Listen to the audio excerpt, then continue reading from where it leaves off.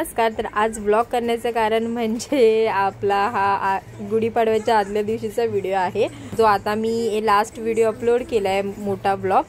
तर त्याच्यानंतरचा हा ब्लॉग आहे। तर आज मी व्हिडिओ स्टार्ट केला आणि आता मी है ना पहिली भाजी बनवते शेवग्याची। तर ह्या शेंगा दिल्या होत्या, हे मी आधीच्या ब्लॉगमध्ये सांगितलंच होतं, आमच्या बाजूवाल्याने दिलेल्या। तर आता त्याची मी भाजी बनवते आणि ती भाजी कशी बनवते मी माझ्या पद्धतीत ते तुम्हाला दाखवते। बहुतेक माझ्या घरातले पण थोडे मला ओरडतील, कारण का ते थोडं वेगळ्या पद्धतीत बनवतात आणि मी थोडं वेगळ्या पद्धतीत, म्हणजे असते तर सिमिलरच, फक्त ते थोडे शेंगा आहे ना पाण्यामध्ये उकडून घेतात आणि त्या पाण्यासकट आहे ना ते फोडणीला घालतात आणि मी तसंच करणार आहे, पण मी डायरेक्ट टाकणार आहे शेंगा बॉईल करायला फोडणीला। तर त्याची मी पद्धत आता तुम्हाला दाखवते। तर तुम्ही पण कशा पद्धतीत बनवतात हे मला कमेंट करून नक्की सांगा।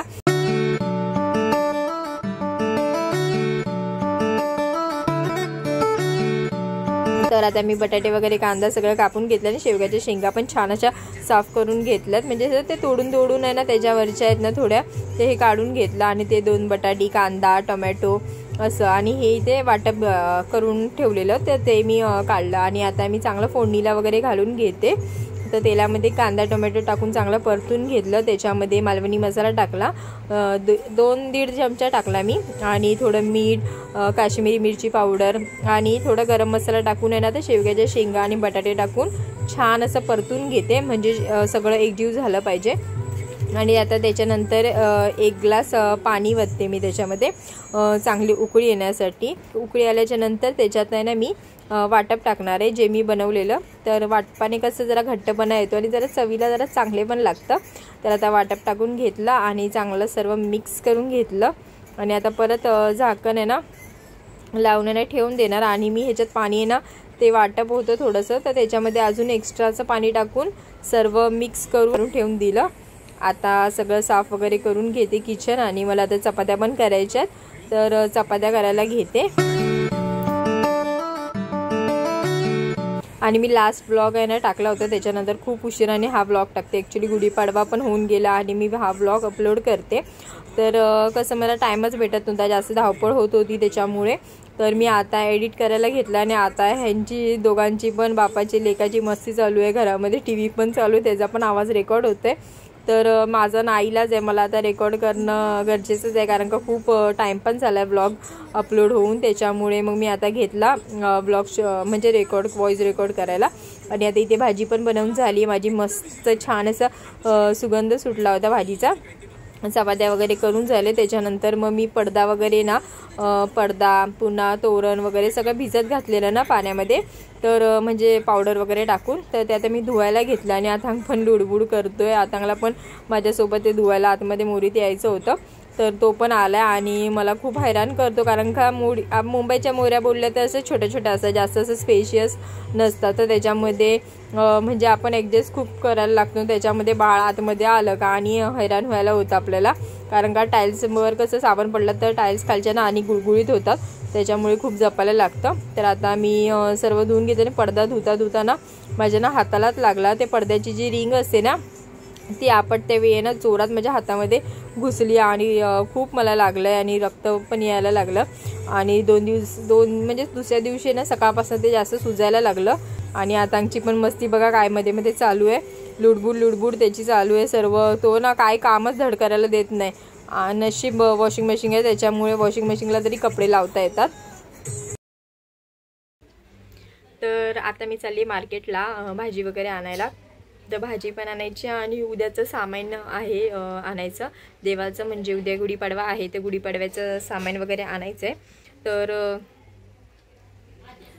तर बघू आता, म्हणजे फुलं वगैरे आणायची आहेत, तर हार घ्यायचा होता पण फुलंच घेणार आहे, कारण का दरवाजाला वगैरे तोरण बनवायला पाहिजे। आणि खरं तर काय झालं, दुपारी ना मी अथांगला स्कूलला सोडायला गेलेली ना, तेव्हा आहे ना माझे जिजू भेटलेले मला, तर ते मला बोलले की मी ना फुलं आणली आहेत जास्त असं, तर आपण आहे ना म्हणजे मी बनवून देतो हार असं। तर मी आता म्हणजे फुलं माझी एक्स्ट्राची घेऊन पण जाणार आहे दीदीच्या घरी, आणि तिथेच मग हार पण बनवणार आहे दरवाजाला लावायला आणि देवाऱ्याला। तर 2 हार बनवणार आहे मी तिथेच बसून, तसं पण मी इथे बनवणारच होती एकटी, तर एकटीनं कंटाळा पण येतो, कोण सोबतीलाच नसतं, सगळं घरातली कामं एकटीनेच करते. खूप थकायला होतं, साफसफाई करायची, घरातलं जेवण खावण, त्यात त्याला स्कूलला वगैरे घेऊन जायचं थांगला, पुन्हा आणायचं, खूप दमायला होतं जास्त. आणि आता उन्हाळ्याच्या दिवसामध्ये तर जास्त प्रमाणात थकायला होतं. तर आता चहा पिते आणि निघते माझ्या पुढच्या प्रवासाला, म्हणजे पुढच्या दगदगीच्या कामाला. मोठा आहे, कारण का आता सोबत असताना आम्हासाठी मोठा टास्क आहे मार्केटमध्ये फिरणं. माझा अर्धा तासच राहतं आणि काय काय जण मला खरंच फसवतात पण, की बाळ आहे सोबत म्हणून कसं पण काय पण देतात दिवसच आणि फसवतीन. तर कधी कधीच होतं असं, म्हणजे शक्यतो डेली असं होत नाही, कधी कधीच असं होतं. आणि माझ्यासोबतच नाही तर माझ्यासारखे माझ्या मैत्रिणी आहेत ना, म्हणजे त्यांचे बाळ आहेत, तर ते लोक मार्केटमध्ये किंवा कुठेही गेले ना त्यांच्यासोबत पण सेम अशीच सिस्टम होते. ते लोक पण शिव्या घालत असतात घरी आल्याच्या नंतर. मला त्या सांगतात, कधी कधी फोनवर आमची चर्चा होते, माझ्या लांब म्हणजे लग्न होऊन गेलेल्या मैत्रिणी आहेत त्यांच्यासोबत चर्चा होत असते ना माझी, त्या पण तेच सांगत असतात, बडबड चालू असते. सेम कंडिशन असते मम्मींची सर्वांचीही, असं नाही की फक्त माझ्यासोबतच होते. तर ते आपल्या बाळाला जास्त केअरिंग आहेत ना, की म्हणजे मार्केटमध्ये गेल्यावर त्या वस्तूकडे लक्ष देण्यापेक्षा ते आपल्या बाळाकडे लक्ष देतात. आणि ही गोष्ट खरंच खूप चांगली आणि असंच करायचं.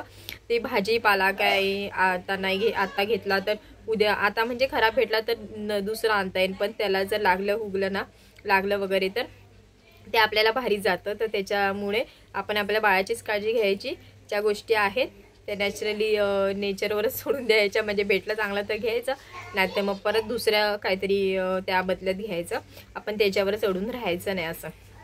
तर चला मी आता मार्केटला जायला निघते.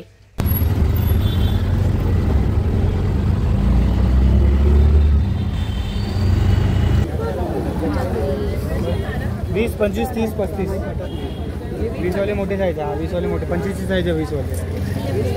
हे 35 घे, परत 35 घे. ये ह्या बाजूला ये. हां हां 30 वाला आणि हे 35 आहे ना.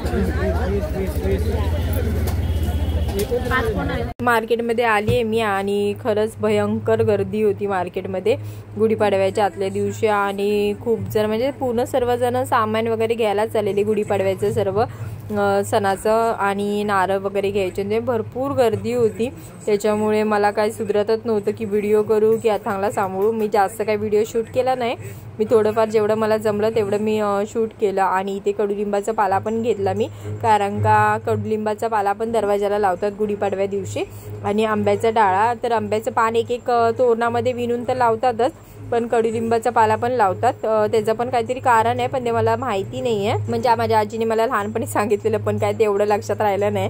तर बघू आता, मला कधी पुढे जाऊन कळलं तर मी ते नक्की तुम्हाला सांगेल. जर तुम्हाला माहिती असेल काही जणांना, म्हणजे असे बहुतेक जण लावतात कडुलिंबाचा पाला दाराला, तर तुम्हाला माहिती असेल तर मला नक्की कमेंट करून सांगा. पण आता घरामध्ये करायचं त्याच्यामुळे ते बघून मग मी सुद्धा तसंच करते. हो, गाडीसाठी रडतोय.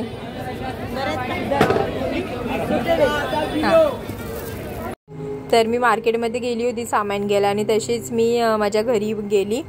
तर घरी गेल्यावर आहे ना, गुढीपाडव्याच्या म्हणजे आदल्या दिवशी ना ही पालखी साईबाबांची आहे ना, ती पालखी निघते, म्हणजे पूर्ण असं एरियात एक राऊंड मारून येते. तर ते पालखीचं मला चांगलं दर्शन पण झालं आणि मला खूप भारी वाटलं ते पालखीचं दर्शन झाल्यावर. आणि आता दुसऱ्या दिवशी म्हणजे उद्या गुढीपाडवा आहे, तर दरवर्षी हे आमच्या इथे असं उत्सव असतो. तर त्याच्यानंतर मग घरी आल्याच्यानंतर अथांगचा फ्रेंड आणि अथांगचा भाऊ तर अथांगसोबत खेळायला होता, आणि चांगले ते दोघं रमलेले. त्याने त्याची गाडी आणलेली आणि अथांग त्याच्यासोबत खेळत होता. मजा मस्ती चालू होती. खरं तर हे लोक क्वचित कधीतरी असे भेटतात, असं रेग्युलर असं कंटिन्यूअस भेटतात असं नाही. क्वचित त्यांचा टाईम कधीतरी मॅच होतो एकमेकांना भेटायचा.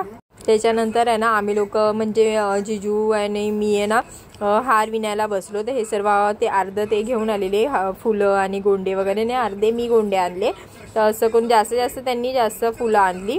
तर तेच सगळं विणून वगैरे देत होते. तर मी काही ह्यावेळेस केलं नाही काही, नाहीतर दरवेळेस मीच असते घरी एकटी बसून करत असते बिचारी. तर ह्यावेळेस मला जिजूंनी खूप मोठी हेल्प केली आणि त्यांनी असा छान मस्त हार बनवून दिला आणि मला तो खूप खूप आवडला आणि माझ्या देवाऱ्याला एकदम शोभून दिसत होता. ते तुम्हाला पुढच्या व्हिडिओमध्ये दिसेलच. आणि खरंच खूप त्यांनी छान मला सुंदर असा हार बनवून दिला आणि मला तो खूप आवडला. आणि दाराला पण तोरण त्यांनी बनवून दिलं. आणि त्याच्यानंतर हे बहिणीचं प्रेम माझ्या, तिने ना मला दाल खिचडी, म्हणजे तिच्या घरी तिने जेवायला दाल खिचडी बनवली होती आणि काप बटाट्याच्या आणि चपात्या मला तिने दिल्या, कारण का मला घरी जाऊन करायला लागतील म्हणून. आणि मार्केटमध्ये जसं मी आली ना घरी जाण्यासाठी, हे छान सुंदर असं बैलजोडं दिसलं मला आणि खरंच खूप म्हणजे खूप भारी वाटत होतं. अक्षरशः ते ना रिक्षाच्या हाईटपेक्षा पण उंच होते दोघं पण बैल. आणि त्यांच्या मागे ना हा ट्रक आहे ना हळूहळू जात होता, कारण का त्याला ना जायचं होतं पुढे, पण ते बैलाचा जोडा असल्यामुळे ना तो पण इतका स्लो जात होता ना की मागे पूर्ण गाड्यांची ना म्हणजे लाईनच लागली होती. कोणत्याच गाड्या अशा पटापट जायला बघत नव्हत्या, कारण का तो सुंदर बैलजोडा होता. खरंच त्याला ना असं नजर नको लागून दे, पण सगळ्यांचं ना आकर्षणानं वेधून घेत होतं ते. पूर्ण अट्रॅक्शन त्या जोड्यालाच जात होतं. तर आजचा ब्लॉग इथेच थांबवते. भेटू एका नवीन ब्लॉगमध्ये. Bye bye.